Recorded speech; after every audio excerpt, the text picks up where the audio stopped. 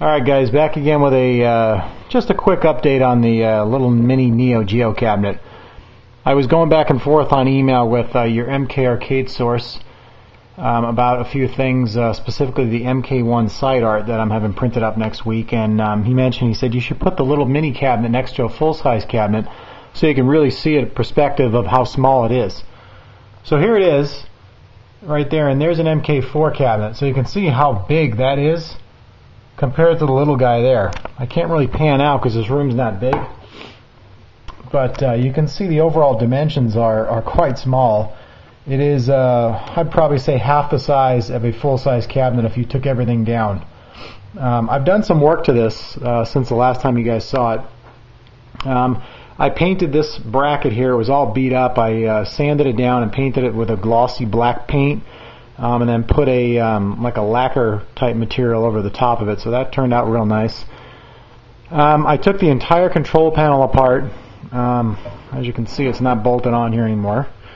It is obviously the dedicated Neo Geo system one that was on here. I think from the factory, this panel came with 1, 2, 3, 4, 1, 2, 3, 4. A joystick, this, and whatever these square things are. I think whoever I bought this game from drilled these 3 buttons here and these 3 buttons here, and turned it into obviously like a Street Fighter type thing, which is cool.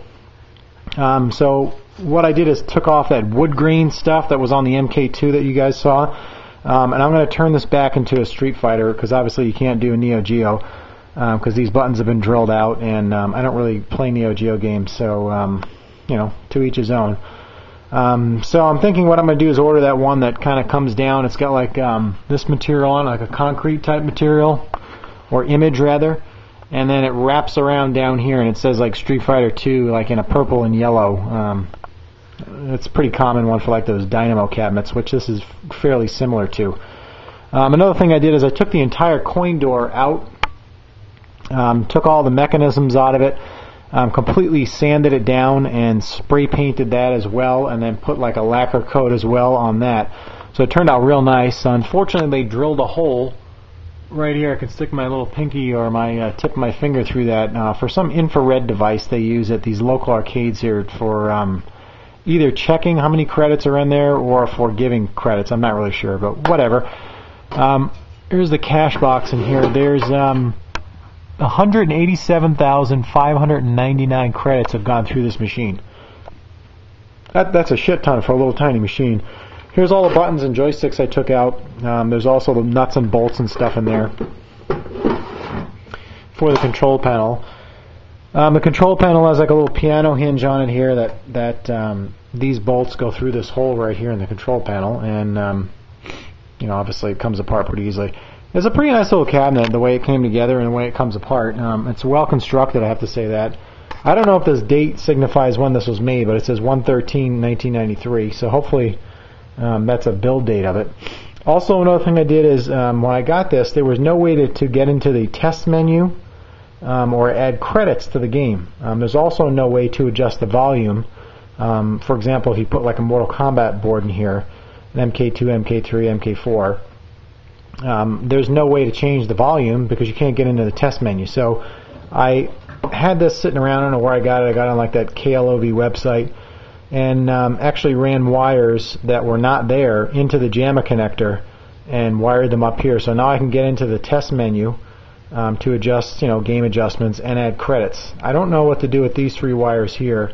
There's 2 yellow ones and a white one. I'm guessing one is a power and the other 2 maybe are up and down for the volume. It's a very similar, you know, little test credit volume switch that's in the Mortal Kombat ones, which I'm sure you guys have seen. So if anybody knows what to do with these 3 little things so I can control the volume in this cabinet, that would be great.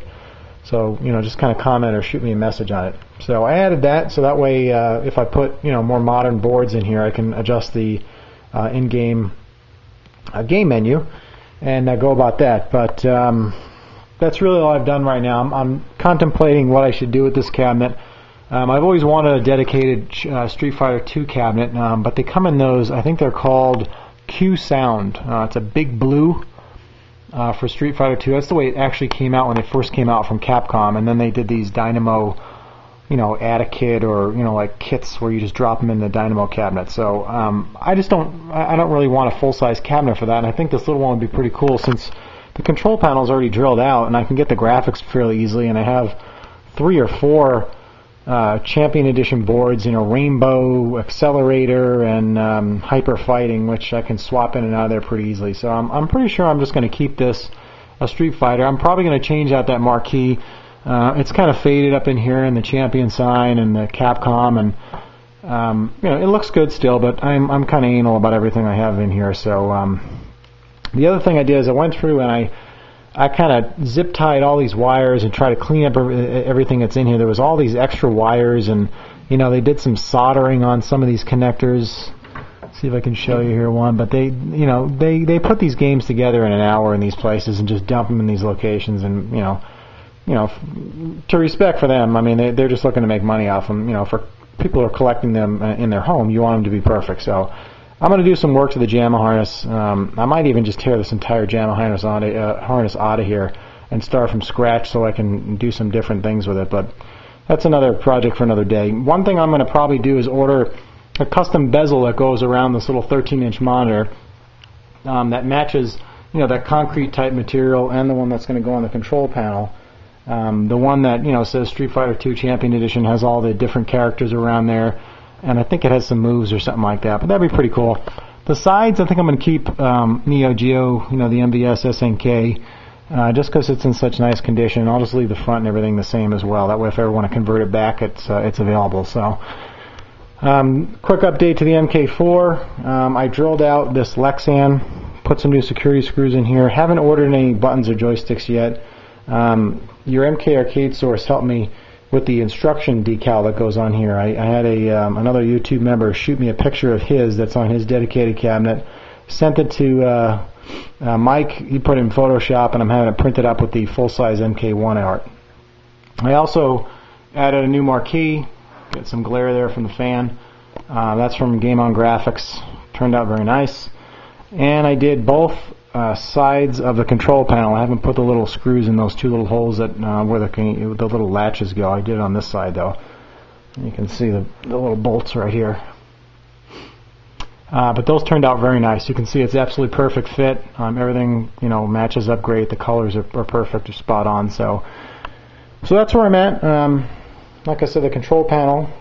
It's too bad they drilled it out. For collectors of these old Neo Geo cabinets, because I've never. This is the only one I've ever seen. And it's pretty cool, but since it's already pre-drilled and it's got Street Fighter in it, and I've always wanted a Street Fighter, I'm probably just going to do a Street Fighter, and if I ever want to take it out, it's not a big deal to put something else in there. So that's it. When I get some artwork, I'll make a video of installing it, and I'll probably just do a video after it's installed. That way it's all up and running. But that's about it. We'll see you on the next one.